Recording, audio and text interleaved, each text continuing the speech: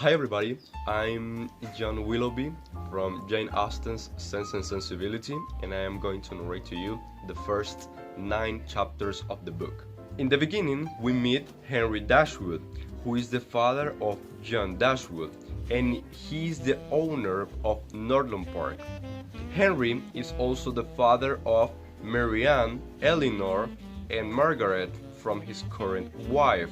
Then Henry dies, and he leaves the estate to John and £10,000 to the Dashwood sisters and their mother. At the beginning, John wants to keep his promise and he wants to give the Dashwood sisters £3,000, but everything changes when John's wife arrives to Northern Park. She thinks that Henry deserves everything, and she wants him to keep everything, the estate and the money. So she starts to convince him to keep everything, including the money. Then in this part of the story we meet Edward, who is Fanny's brother. He's a gentleman-like and a very intelligent man. Edward has a kind of close relationship with Eleanor, but Marianne, who has another type of vision of romance and relationships, she tells her that she thinks different and she doesn't know why Eleanor feels attracted to Edward. But Eleanor defends Edward, saying that he is very intelligent and she finds him beautiful because of that. Mrs. Dashwood doesn't get along with Fanny because she thinks that Fanny treats them like guests in their own house. So they feel like they can't stand neither from Fanny. Then a letter arrives, and the letter is from Sir John Middleton, who is the cousin of Mrs. Dashwood. He offers them to come to live in a cottage in Devonshire. Mrs. Dashwood sees this like an opportunity to leave the place the terrible Fanny visits. They finally move to this cottage, and the next morning after moving, Sir John comes to visit them, saying that he is very happy to have them there, and he invites them to go to his house. In Sir John's house, we meet his wife, who is Lady Middleton, and also Lady Middleton's mother and the Colonel Brandon. The same day they have a dinner, and after dinner Marianne plays the piano and sings the song, and everybody is kind of impressed about her talent. So everybody is amazed except Colonel Brandon, who doesn't give like a big expression of surprise because of this, but he appreciates the talent of Marianne. After that, Mr. Jennings, who is the mother-in-law of Sir John, starts to make jokes about Marianne and Colonel Brandon, saying that they could have a good relationship. But Marianne thinks that he's too old for her because he's in his 30s, and I think that she's right. One day, when walking, Marianne and Margaret were caught by a storm. When running down a hill, Marianne stumbles and sprains his ankle. When I saw this, I went to help her. I took her home and I presented myself as Willoughby from nearby Allenham. And of course, I know that I impressed everyone at home. Hi everyone, I'm Mrs. Dashwood. I'm 4 years old and I will continue with the story. After Marianne's accident, Willoughby visited Marianne since he had fallen in love with her. Marianne learned that Willoughby loved the same kind of dancing and music as she did. Therefore, Willoughby and Marianne spent time together, so I began to anticipate their engagement. But Eleanor began to notice that Colonel Brandon also loved her sister. On the other hand, Marianne and Willoughby believed Brandon And Marian said that Colonel Brandon didn't deserve her love since she didn't see anything attractive on him. For Eleanor, Colonel Brandon was the only one with whom she could probably establish a conversation. And one day, when they were in a party in the Middletons' house, Brandon told Eleanor that Marian reminded him a lover he had in the past. In the morning, Marian told Eleanor that Willoughby had given her a horse, which name was King Mab. But Eleanor told that that gift will be an inconvenience to me. So after that, Marian told Eleanor that she saw when Willoughby cut a lock of Marian's hair and kissed it, and that increased Eleanor's suspicions of the engagement of them. The next day, all of us had planned a trip to Withwell, and when we were almost ready to leave the house, Colonel Brandon received a letter to which he must attend immediately in London. Mrs. Jennings was very curious about that departure, and she imagined it had something to do with Miss Williams, Colonel's daughter. One evening, Willoughby objected to my plans to improve the carriage. "Not a stone must be added because I have been so happy here," he said. After I heard that, I realized that he was very interested in the future of our house, declaring his affection and happiness. The next morning, Margaret, Eleanor, and I visited Lady Middleton, and Marian stayed at home. When we returned to the house, I got surprised to see Marian crying, running to her room. And in the fireplace, I found Willoughby looking sad. And he informed me that his aunt needed him to go to London for the whole year. And after ignoring my invitation, I made him to visit us as soon as possible. He left the house.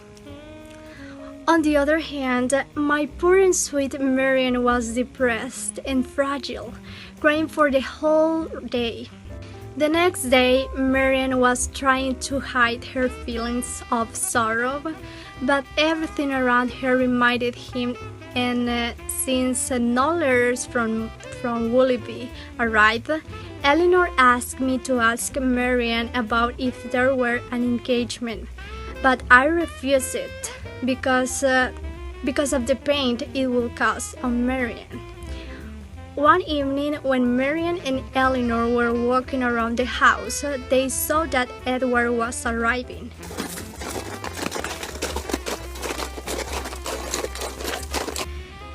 And they, very surprised, welcomed him. I was very surprised too,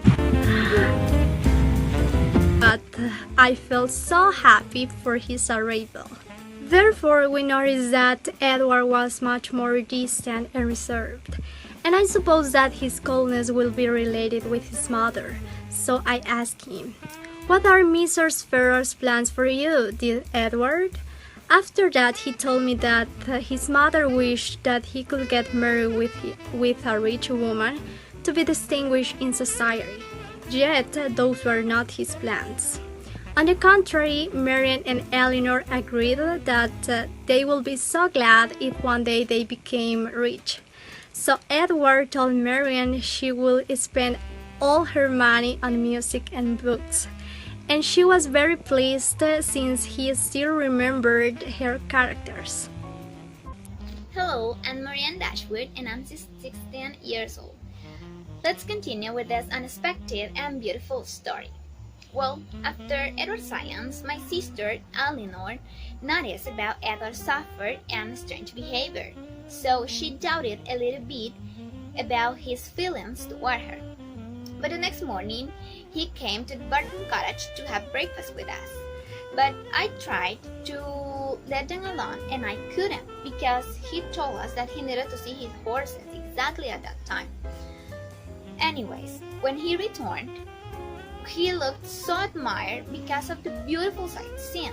So it was an interesting topic for me, and I started to ask many questions about the landscape and many details, but he just told me, "Stop, Marianne. Don't ask many questions because I do not have the knowledge to answer them. I won't describe the landscape as you would like me to do it." And in fact, he was right. So at that moment, I noticed about his ring and his finger, and that ring had a lock of hair in it.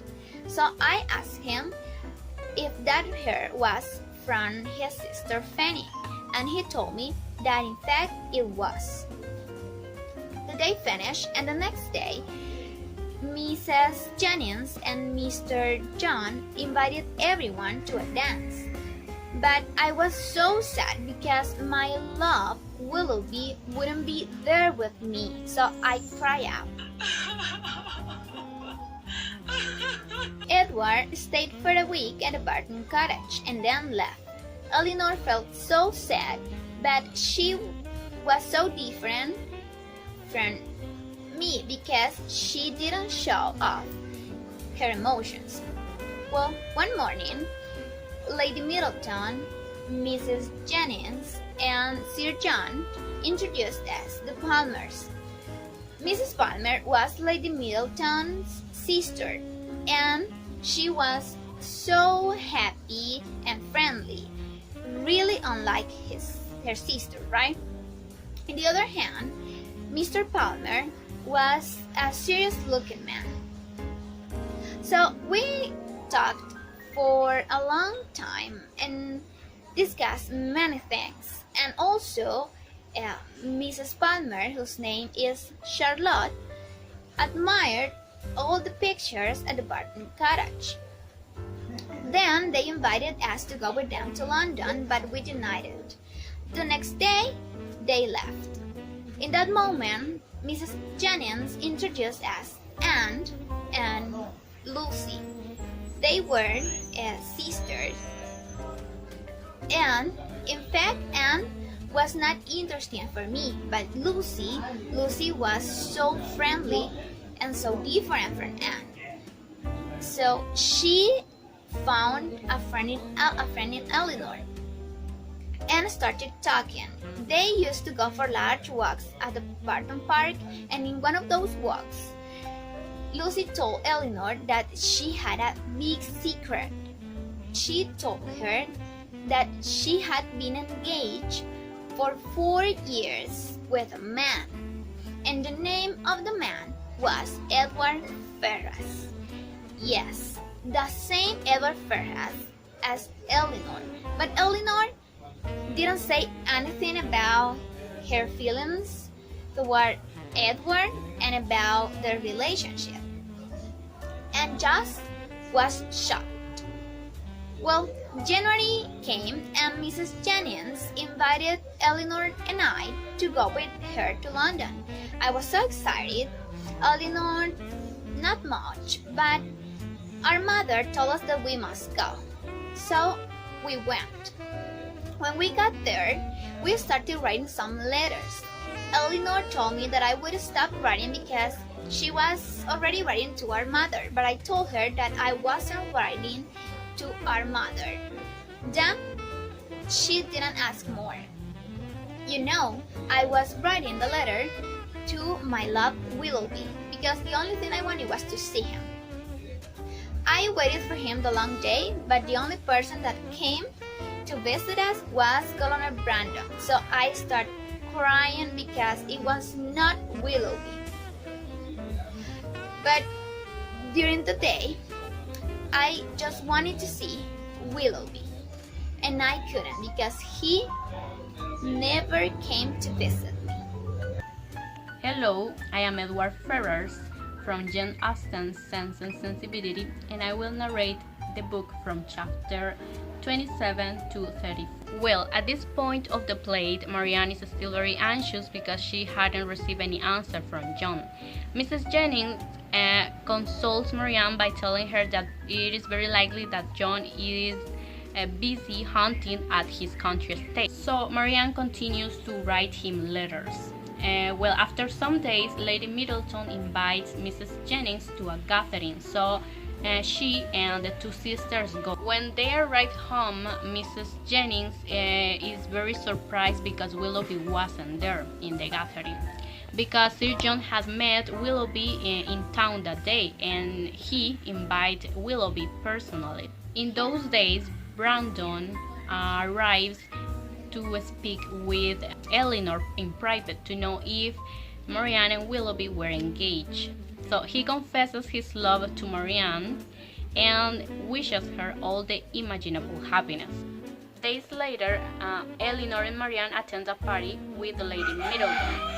There, Eleanor sees Willoughby with a very fashionable young woman. Willoughby blows slightly to Eleanor as Marianne, gluing, rises to go to him, and he acts as he barely knows Marianne. But Willoughby returns to the young woman's side, and Marianne feels terribly abashed, so Eleanor takes her home. Early the next morning, Marianne cries and Eleanor can't comfort her, so she writes for the last time to Willoughby. At breakfast, Marianne can't eat, and when a letter from Willoughby arrives, she races to her room to read it. Marianne gives Eleanor the letter in which Willoughby informs her in cold, formal language that his affections have long been engaged elsewhere, and he also has returned her letters and the lock of hair.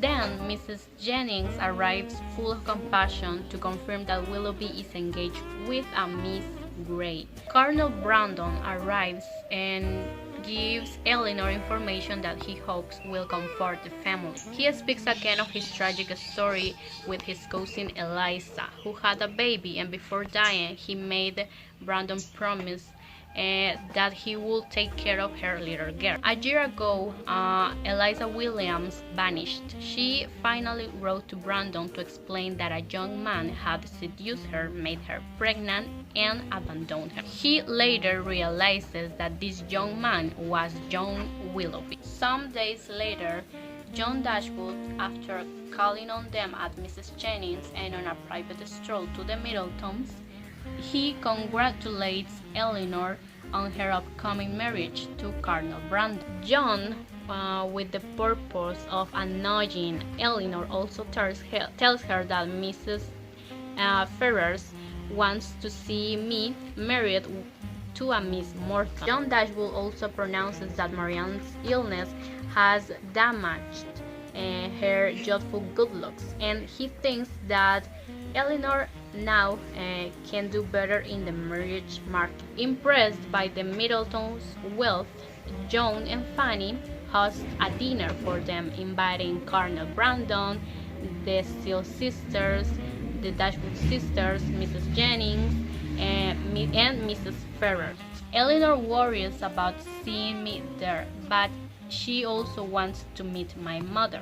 At the dinner, Mrs. Ferrers and Fanny treat Lucy graciously to hurt Eleanor.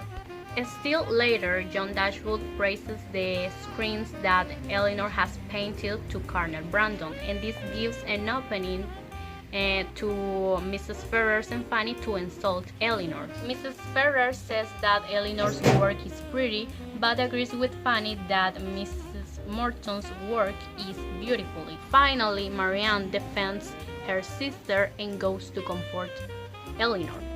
Hi everyone, I'm Eleanor and I will continue telling you the story. After the party, I was left with no curiosity to meet Mrs. Ferrers again, as she was very unpolite. However, in the visit that Lucy paid me the next day, she claimed that Mrs. Ferrers is a really charming woman. As we were talking about this, Edward entered the room, created a really awkward atmosphere. As no one else was speaking, I made myself conversation. However, when I was trying to squeeze out, Marianne entered also the room. After some more awkward moments, Lucy and Edward finally left. Some days later, we received good news. Mrs. Palmer had given birth a son, so Mrs. Jenny started to spend more time with her taking care of the newborn. For our side, Marianne and I are forced to spend more time with the Mrs. Steels. Some days later, we are invited to a musical party. At this party, I have the pleasure to meet Mrs. Robert Ferrars, whose behavior reminded me of Mrs. Ferrars, as he was barely polite and truly arrogant. Days later, we know that the secret of Lucy's and Edward's engagement is now public. While the Mrs. Steels were staying at my brother's house, Anne revealed the secret of Lucy's engagement with Edward. Of course, this made angry Fanny, and she kicked them out of the house without letting them park their things. Days later, we know by my brother that Edward is now disinherited and has no money to marry. The next Sunday, I went with Mrs. Janice to the Kennington's garden. There, I found Anne, and she told me the latest news. After the secret of the engagement of Edward was known, Edward spent 3 days away. When he came back, he told Lucy that they should break up the engagement, but Lucy denied. However, in the letter that I received from Lucy some days later, she claimed that she was the one who proposed to break up the engagement, but Edward denied as he truly loved her. Days later, I received the visit of Colonel Brandon, and he says he would propose Edward to be a clergyman at Delaford with a pay of £200. This is, of course, a great news, so I express my gratitude, and I dispose myself to tell the news to Edward. Before I can express the news to Edward by the written form by sending him a letter, he came over, and I explained to him the offer of Colonel Brandon. Edward accepted, very grateful, and he left.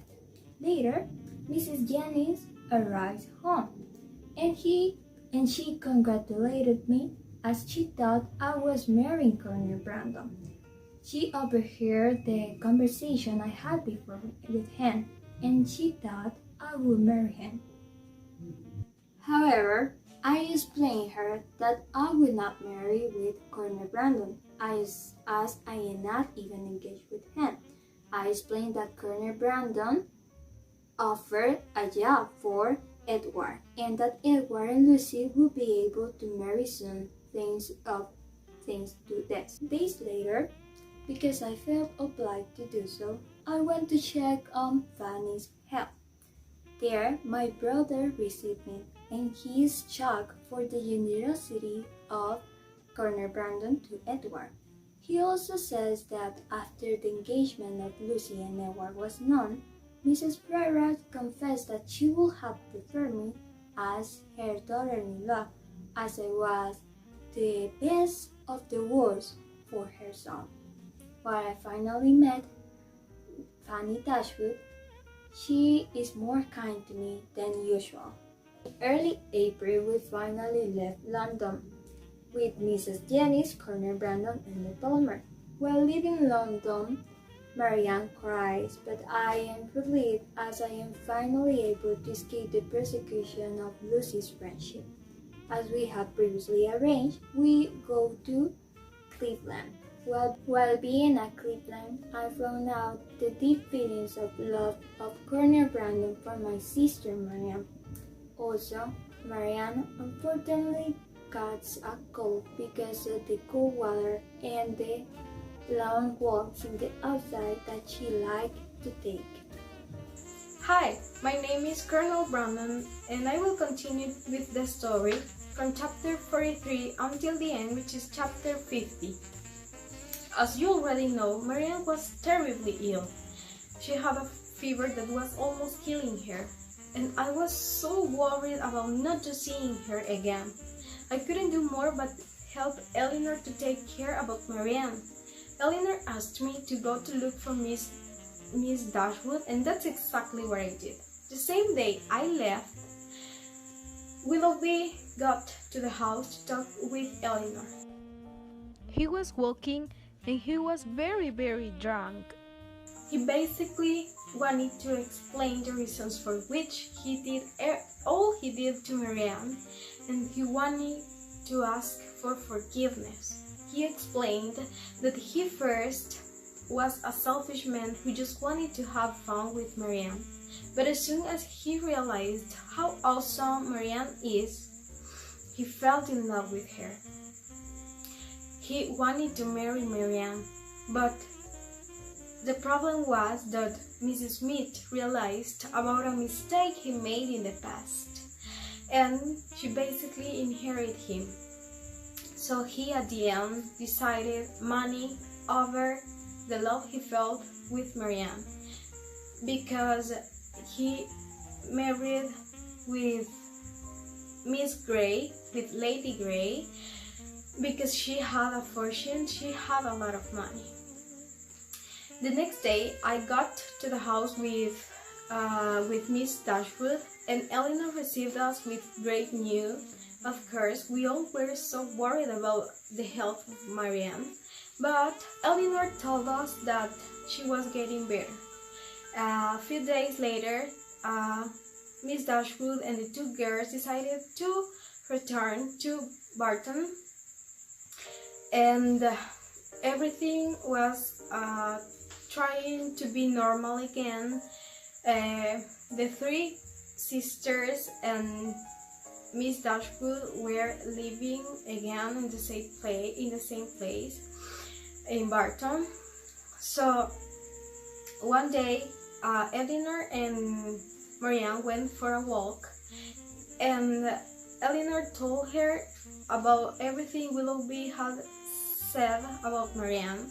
Marianne was so sad but so happy at the same time, because she learned that she has to control her emotions and that she has to behave properly, because she realized that when she was with Willoughby, she was behaving like very unpolitely, and she couldn't control her emotions. So on the other hand, she was so sad because she really loved Willoughby. Days passed by, and everything was like getting normal again. However, Marianne was so sad because of everything that happened with Willoughby.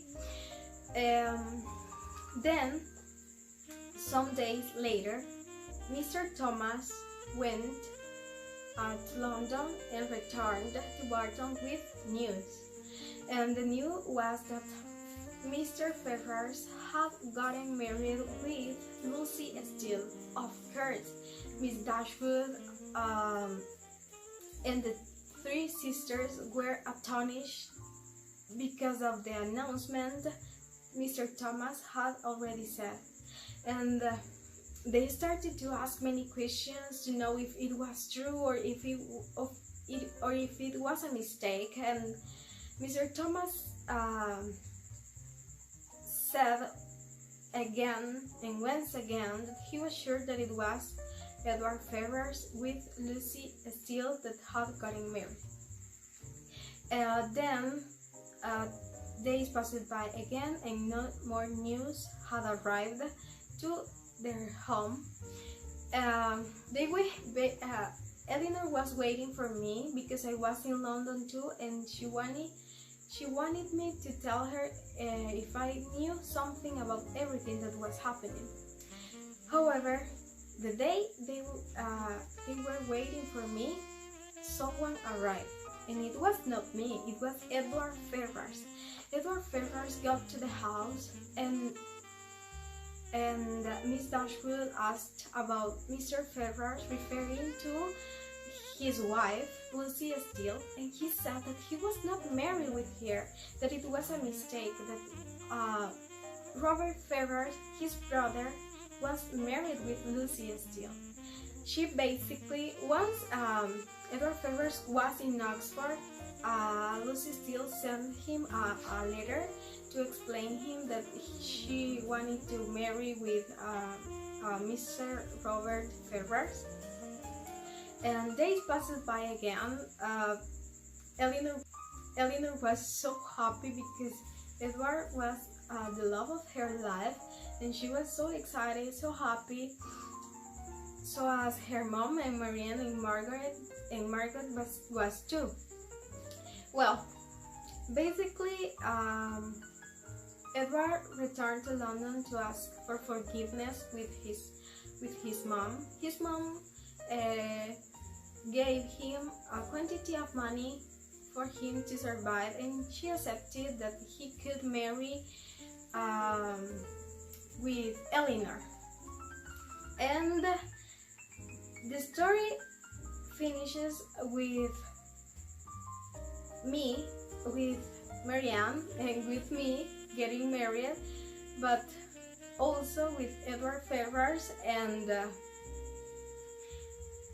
Eleanor getting married too. And this is the end of this wonderful book, Sense and Sensibility. Probably you didn't expect it to be like that, but we hope you have enjoyed it. So thank you so much for your attention.